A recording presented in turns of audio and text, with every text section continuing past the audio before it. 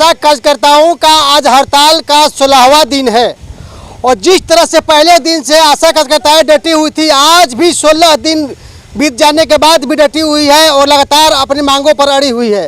हालांकि बिहार स्वास्थ्य समिति ने अल्टीमेट दिया है, ये धमकी दिया है कि आप लोग धरना प्रदर्शन समाप्त करिए, नहीं तो हम आप लोग को हटाएंगे, बाय नेम कार्रवाई करेंगे।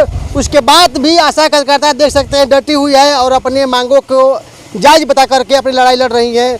कब तक लड़ाई लड़ेंगी? सरकार तो अल्टीमेट भी दे दिया। जब तक हमारी मांगे पूरी नहीं करेगी तब तक हम लोग अनिश्चित काल पर अड़े रहेंगे और अड़े हैं। आज 16वां दिन हो गया, हम लोग के पास कोई आया है पूछने, काम लेने के लिए सरकार को है, ये काम करो वो काम करो, हम लोग कैसे हैं कैसे नहीं, कोई हम लोग से पूछने आया आज तक? हम लोग इस हड़ताल को अभी आगे कर ले चलेंगे और देखेंगे कितनी लाठी आएगी और कितनी गोली चलेगी। सबके लिए तैयार हैं आप लोग? हाँ, हम लोग सबके लिए तैयार हैं। कहते हैं कि आशा कार्यकर्ता जो होती है और सरकार के जो जमीनी स्तर पर, जो जमीन पर जो कारगर कार्य होते हैं आप लोग करते हैं, ये सच्चाई है? सच्चाई है। आप लोगों के फेवर में या आप लोगों के सपोर्ट में कोई सामाजिक कार्यकर्ता, नेता, कोई पार्टी अभी तक आई? कोई नहीं आया है, हम लोग ने पूछने तक कभी तक कोई नहीं आया। जब वोट ने लेकिन होता है सारे लोग आते हैं, हम ये करेंगे वो करेंगे, सब आज हाथ में चूड़ी पहन के सब बैठा है। मानवता कहती है कि अगर आप सच्चे हैं, आपके अधिकारों का हनन हो रहा है, तो उनके खिलाफ आप अगर आवाज़ नहीं उठा सकते हैं तो सपोर्ट करिए। कई सामाजिक संगठन है, चाहे किसी भी पार्टी के लोग हो, अगर ये माताएं सचमुच में अगर सच्चाई के लिए लड़ रही हैं तो कम से कम इनके साथ खड़ा होना चाहिए था, इनके साथ पूछना चाहिए था कि आप लोग क्यों खड़े हैं।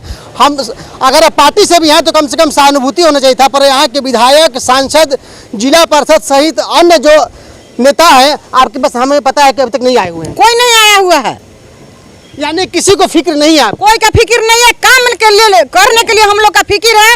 आज कैसे हॉस्पिटल बंद है तो ये करेंगे वो करेंगे, FIR करेंगे, करे कितना FIR करता है हम लोग देखने के लिए तैयार हैं और जेल जाने के लिए भी तैयार हैं। उन लोग का बच्चा इंजीनियर बने, होशियार बने, क्या हमारा बच्चा रोड पर रहे? यही खेल है, यही सरकार का निधि है कि एक शेरनी की तरह गरज रही माता जी सवाल पूछ रही सरकार से कि दूसरे के बेटे इंजीनियर डॉक्टर बनेंगे और हमारे बेटे मजदूर बनेंगे।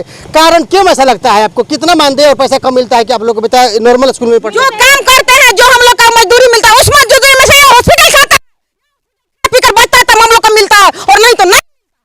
देखिए, आशा कार्यकर्ताओं का सीधा सीधा आरोप है, अस्पताल पर भी है, विधि व्यवस्था पर भी है। अगर जो स्वास्थ्य विभाग से पैसा चलता है तो अस्पताल के कुछ कर भी खाते हैं, बचता है तो आशा दीदी की झोली में जाता है। वही 1500 रुपये अपना खुराकी समझिए या इनके बच्चों को पढ़ाना समझिए।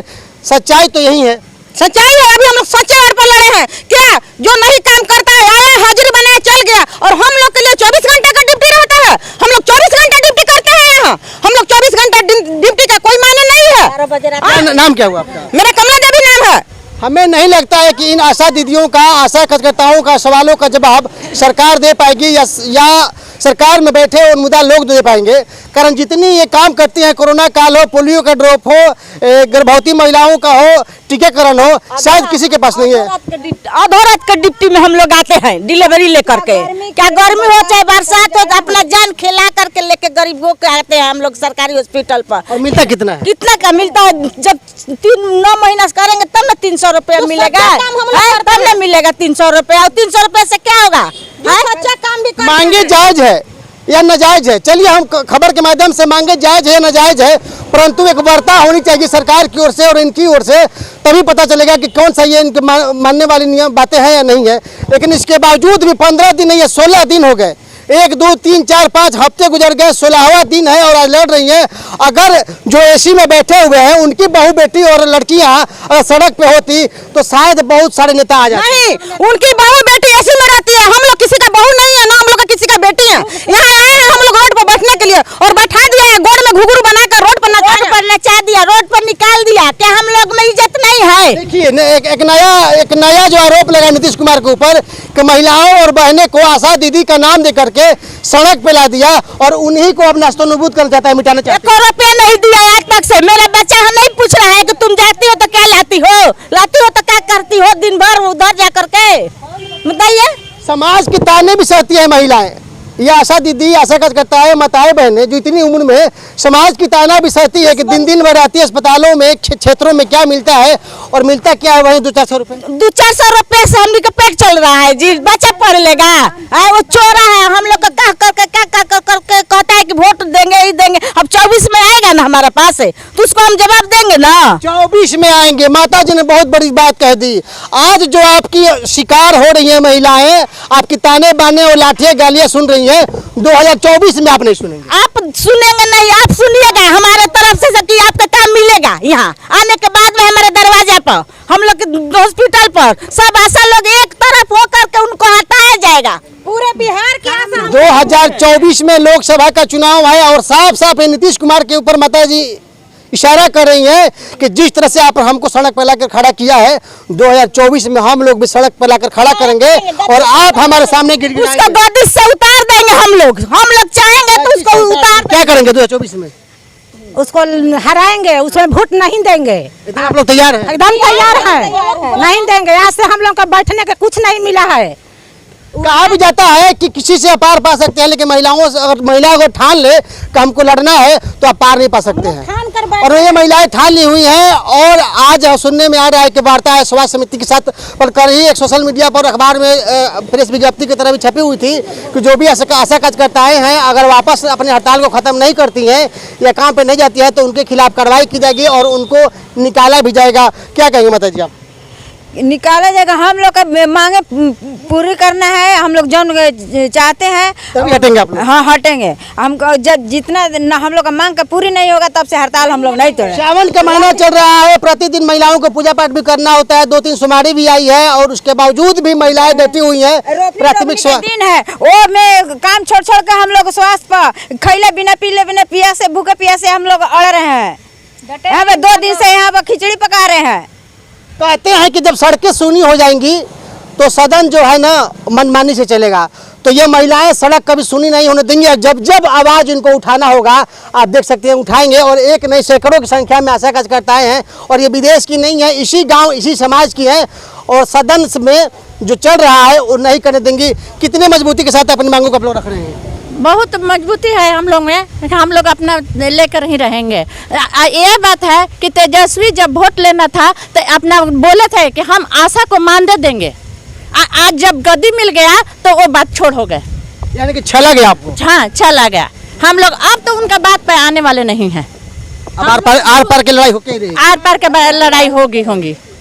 सुनने में है कि आज आपके टीम से जो जिले में बैठे हुए हैं, बिहार में बैठे हुए हैं संगठन के मुखिया, आज शायद बात होने वाली है स्वास्थ्य समिति से। बात होगी तब ना हम लोग उसको मानेंगे।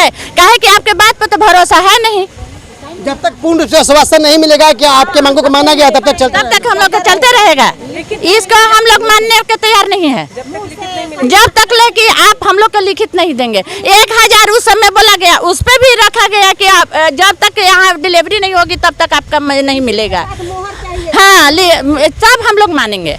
आशा दीदी, आशा कार्यकर्ताएं आर पार के मूड में है और कह रहे हैं कि जब तक हमारे जो टीम है, जो हमारे जिला और स्टेट लेवल की जो महिलाएं हैं आशा दीदी के, लिखित रूप से उनको आश्वासन नहीं मिलता है, वहाँ से अल्टीमेट नहीं आता है, तब तक हम लोग प्रखंड मुख्यालय से लेकर के जिला मुख्यालय और अनुमंडल अस्पताल को तक घेरे हुए हैं और तब तक घेरे रहेंगे जब तक हमारी मांगों को पूरा नहीं करेंगे। और आप देख सकते हैं कि सैकड़ों में महिलाएं प्रतिदिन की तरह आज 16वें दिन भी लगी हुई हैं। मैं सरकार के बैठे उन लोगों से मांग करता हूं कि एक महिलाओं के बारे में सोचे, इन बहू बेटियों के बारे में सोचे। ये भी किसी की माता जी हैं, किसी की बहू और किसी की बेटी है। और आपकी बहू बेटी लगातार 16 दिन तक सड़क पर रहती, धूल गर्दक छानती, मिट्टी खाती, तो आपको कैसा लगता है?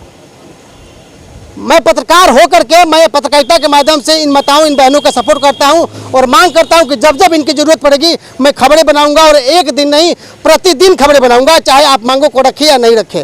इनका एक आरोप भी था कि सोशल मीडिया और पत्रकार हमारी खबरें प्रतिदिन नहीं बना रहे हैं, लेकिन सबसे ज़्यादा इस क्षेत्र में मैंने इन खबरों को प्रकाशित किया है और 50,000 से भी नहीं लाखों लोग हमारे खबर को देख रहे हैं।